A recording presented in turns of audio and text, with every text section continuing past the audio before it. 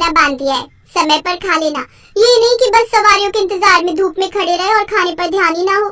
हाँ हाँ गायत्री, खा लूंगा। अच्छा अब मैं चलता हूँ, देर हो रही है। ये कहकर रमेश ऑटो लेकर काम पर चला जाता है। उसके जाने के बाद गायत्री जल्दी से घर के काम निपटाती है और फिर मिट्टी का घोल बनाकर अपनी गरीब झोपड़ी को लीपने लग जाती है। जल्दी से इस मिट्टी से घर को लीप देती हूँ। 2 दिन बाद नवरात्रि शुरू होने वाली है, तो माँ दुर्गा के स्वागत में कोई कमी नहीं रहनी चाहिए। गायत्री के ठीक सामने उसकी जेठानी सुधा रहती थी। सुधा के पति महेश की सुनार की दुकान थी और पैसों की उनके यहाँ कोई कमी नहीं थी।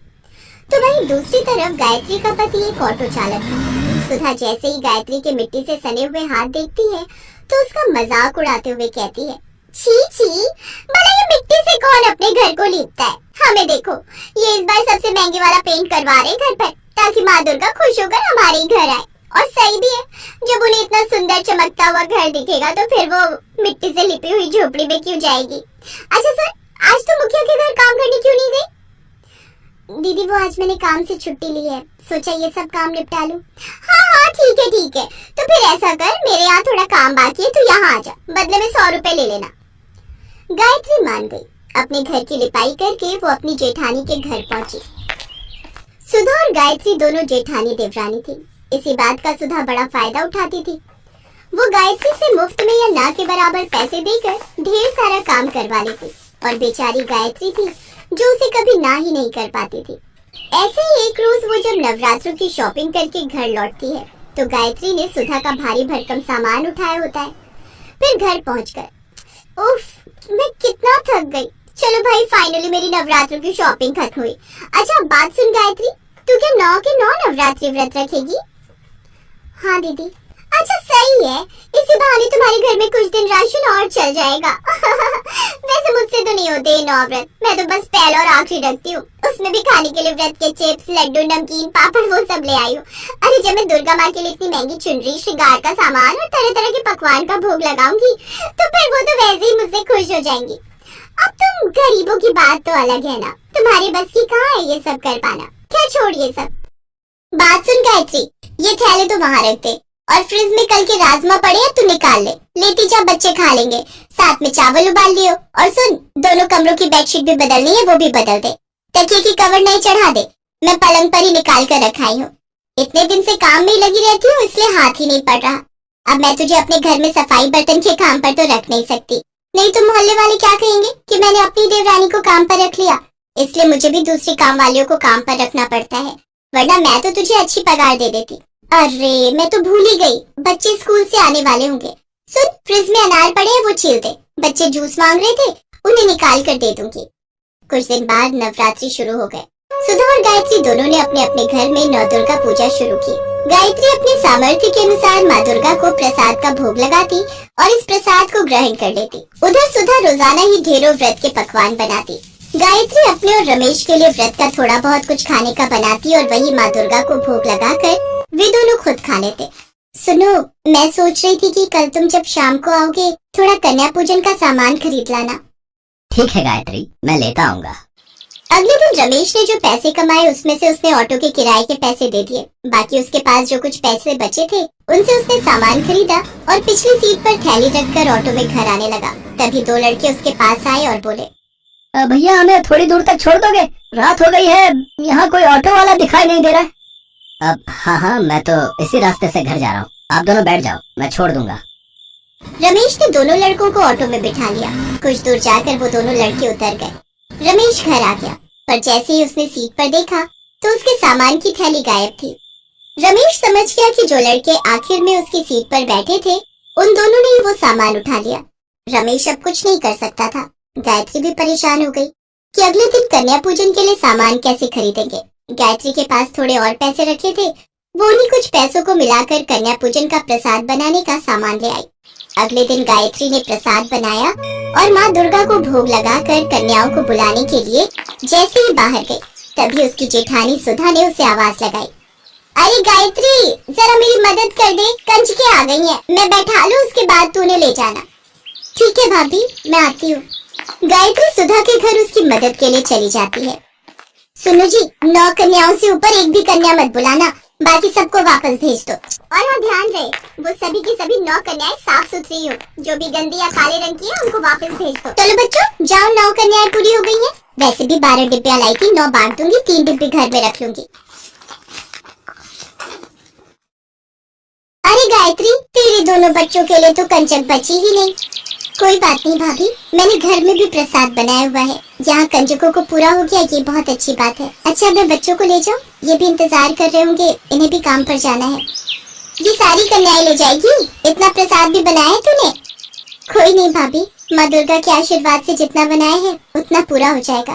पर कन्याओं का खाली हाथ लौटना सही नहीं। घर में आई कन्याओं को भले ही थोड़ा प्रसाद दे दो, पर उन्हें ऐसे नहीं मोड़ सकती। चल तेरी मर्जी, तेरे जेठ जी बुला रहे हैं, मैं उन्हें प्रसाद दे दूं। चलो बच्चों, अब तुम मेरे घर चलो। चलो बच्चों, अब तुम मेरे घर चलो। सोनू, राधिका, सब बच्चों को घर के अंदर लेकर चलो। गायत्री, इतना प्रसाद पूरा हो जाएगा, कन्याएं बहुत सारी आ गई हैं। माँ दुर्गा की इच्छा होगी तो जरूर पूरा होगा। सोनू, राधिका, बच्चों से जयकारा बुलवाओ। गायत्री के दोनों बच्चे सोनू और राधिका माँ दुर्गा के नाम का जयकारा लगाते हैं। गायत्री और रमेश भी बच्चों के साथ माँ दुर्गा के नाम का जयकारा लगाते हैं। जयकारा शेरा वालिदा, बोल साचे दरबार की जय। जयकारा शेरा वालिदा, बोल साचे दरबार की जय। गायत्री माँ दुर्गा का नाम लेकर घर में आई सभी कंजकों के लिए प्रसाद निकालने लगती है। तभी कुछ साधु संत भी द्वार पर आ जाते हैं। बेटी, दुर्गा अष्टमी का दिन है, साधु बाबा को माँ दुर्गा का प्रसाद दो। अब गायत्री, द्वार पर साधु संत महात्मा आए हैं, कन्याओं के लिए भी प्रसाद निकालना है। अब सब कैसे होगा? हे दुर्गा माँ, आप तो अंतर्यामी हो। मैं आपका नाम लेकर प्रसाद सब में बांट रही हूँ, मेरे प्रसाद में बरकत देना। जय दुर्गा मैया। गायत्री की प्रार्थना माँ दुर्गा तक पहुँचती है और माँ दुर्गा अपने चमत्कार से गायत्री के द्वारा दुर्गा अष्टमी के लिए बनाए गए प्रसाद में बढ़ोतरी करने लगी। इधर गायत्री बर्तन में से हलवा पूरी चने निकालती, तो उधर माँ दुर्गा अपने चमत्कार से बर्तनों को फिर से भर देती। गायत्री मन ही मन बहुत खुश थी। खूब अच्छे से गायत्री और महेश ने कन्या पूजन किया। साथ ही सब साधु संतों ने भी भरपेट प्रसाद खाया। सभी भोजन से तृप्त होकर गायत्री के परिवार को आशीर्वाद देकर खुशी खुशी गए। हे दुर्गा माँ, मैं जानती हूँ ये सब आपके ही आशीर्वाद का फल है। आपके चमत्कार से मेरे बर्तन खाली ही नहीं हुए, प्रसाद से भरे रहे। सुनो जी, माँ दुर्गा की शक्ति अपार है। देखो, बर्तनों में अभी भी प्रसाद बाकी है। हाँ गायत्री, तुम ठीक कह रही हो। आज माँ दुर्गा ने कोई चमत्कार जरूर किया है, तभी थोड़ा सा प्रसाद इतना ज्यादा हो गया। सुनो, तुम और बच्चे मिलकर प्रसाद खाओ, तब तक मैं भाभी को भी थोड़ा प्रसाद देकर आती हूँ। गायत्री टिफिन भरकर प्रसाद जब सुधा के घर ले गई तो सुधा प्रसाद देखकर हैरान रह गई। गायत्री, तेरा थोड़ा सा प्रसाद इतना हो गया कि तू मुझे भी देने आ गई? ये तो बहुत चौंकाने वाली बात है। मैंने तो इतना ढेर सारा प्रसाद बनाया, फिर भी हम घर के लोगों को ही पूरा नहीं पड़ा।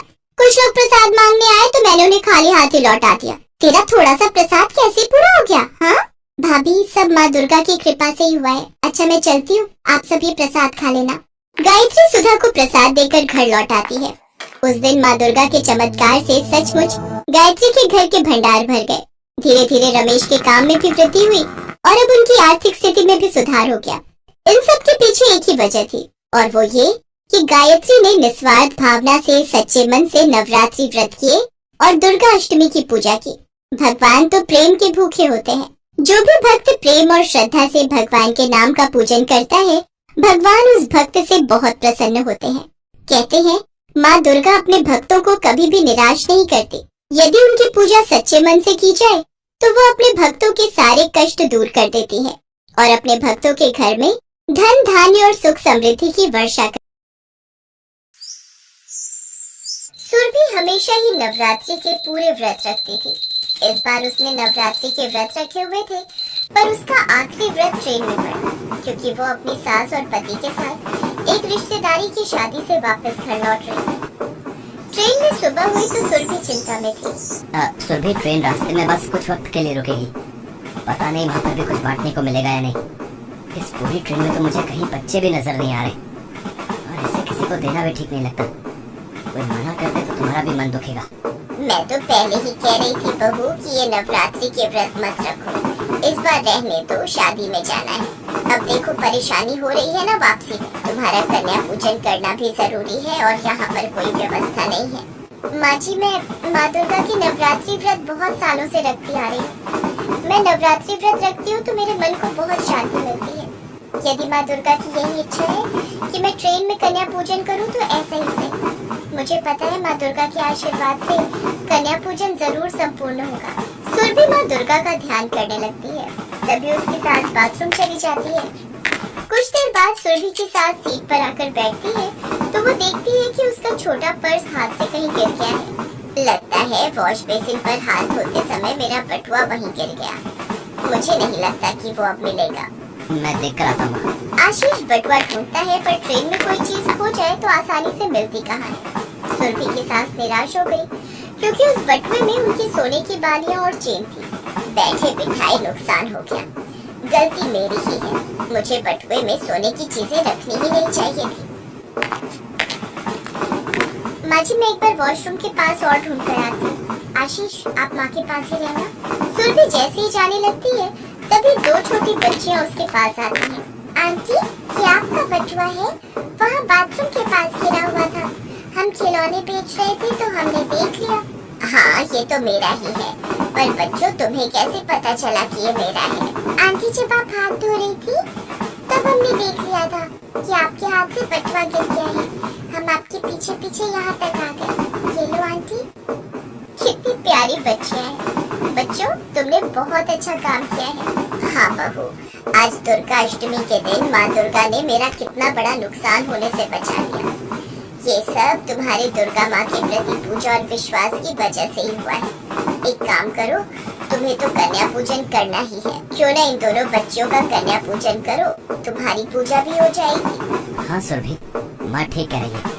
तुम्हें तो कन्या पूजन करना ही है।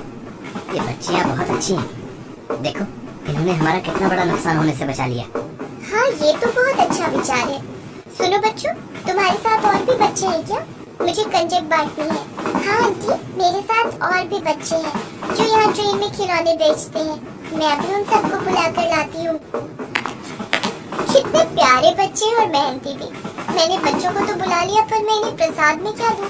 मेरे पास तो बांटने का कुछ भी नहीं है। तभी वहाँ से केले बेचने वाली बूढ़ी औरत निकल रही थी। उसने सुरभि को केले खरीदने के लिए कहा। बेटी, केले खरीद लो।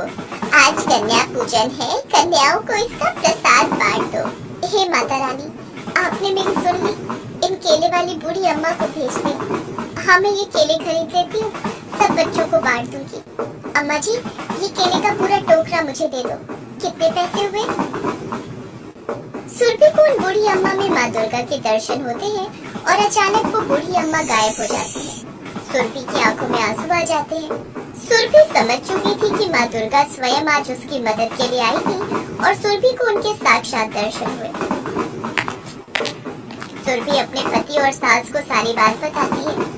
वे दोनों भी बहुत खुश होते हैं। इतनी देर में सभी बच्चियां आ जाती हैं। सुरभि सब कन्याओं का पूजन करती है और उन्हें केले और पैसे देती है। सभी कन्याएं सुरभि को आशीर्वाद देकर खुशी खुशी चली जाती हैं। सुरभि माँ दुर्गा को धन्यवाद कहती है। सुरभि खुश थी कि माँ दुर्गा के आशीर्वाद से आज उसका कन्या पूजन बिना किसी रुकावट के ट्रेन में संपन्न हो गया।